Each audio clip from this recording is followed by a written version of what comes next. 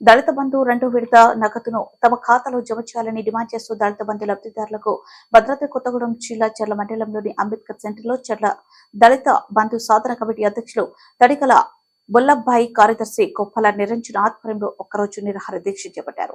ఈ సందర్భంగా దళిత బంధు సాధన రాష్ట్ర అధ్యక్షులు కోకిల మహేష్, కార్యదర్శి చిట్టిమల్ల సంబయ్య ఈ దీక్షలో పాల్గొని దళిత బంధు లబ్ధిదారులకు సంఘీభావం తెలిపారు. అనంతరం వారు మాట్లాడుతూ దళితుల జీవితాలలో వెలుగులు తీసుకురావాలనే లక్ష్యంతో మాజీ సీఎం కేసీఆర్ ఈ పథకాన్ని తీసుకొచ్చారన్నారు. కావున దళిత బంధు రెండో విడత డబ్బులు వెంటనే లబ్ధిదారుల ఖాతాలో వేయాలని డిమాండ్ చేశారు. అనంతరం కాపుల కృష్ణార్జున మాట్లాడుతూ కొత్త ప్రభుత్వం అధికారంలోకి వచ్చిన ఇప్పటి వరకు నిధులు విడుదల చేయలేదని ఆరోపించారు. దళిత బంధు కోసం ఆశగా ఎదురు చూస్తున్నామని, ప్రభుత్వం వెంటనే నిధులు విడుదల చేసి ఆదుకోవాలన్నారు.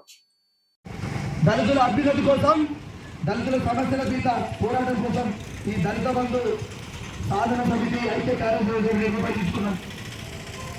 మొన్న భువనగిరిలో జంట ఆత్మహత్యలకు కారకులైనటువంటి ఎస్సీ హాస్టల్లో భవ్యశ్రీ మరియు వైష్ణవుల జంట హత్యలకు కారకులైనటువంటి దోషులను శిక్షించాలని మాట్లాడింది కూడా మొట్టమొదట కూడా ఈ దళిత బంధు సాధన సమితి ఐక్య కార్యాచరణ కమిటీ. అలాగే ఈరోజు కామారెడ్డిలో జిల్లాలో జరిగినటువంటి ఓ దళిత మహిళను విమర్శనం చేసి రోడ్డు మీద ఊరేగించినటువంటి హుండాకోరు నా కొడుకులను వెంటనే రాష్ట్ర ప్రభుత్వం గుర్తించి వాళ్ళ మీద కేసులు పెట్టి తనకు విచారణ జరిపి ఖచ్చితంగా వారిని శిక్షించాలని ఈ వేదిక తరఫున మిమ్మల్ని అందరినీ కోరుతున్నా. ఇప్పటికైనా దళితుల మీద దాడులు ఆపండి. దళితులంటే చిన్నచూపు మానేయండి. మీరు అనుకుంటున్నారేమో, నేను ఈ వేదిక నుంచి మీ అందరితో మీ బలంతో చెప్తున్నా, అన్ని సంఘాలు దేనికోసం ఉద్భవించడం మాకు తెలియదు.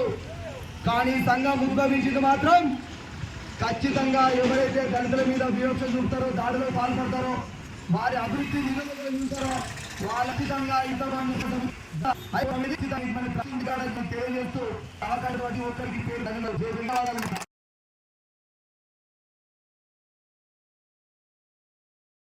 ఎక్కడైతే వెనుకబడిన వారు ఉంటారో వాళ్ళందరూ అభివృద్ధి చెందాలని రాసిన రాజ్యాంగం ప్రకారం మనకి ఏమాత్రము న్యాయం జరగట్లేదని అనుకుంటున్నాం.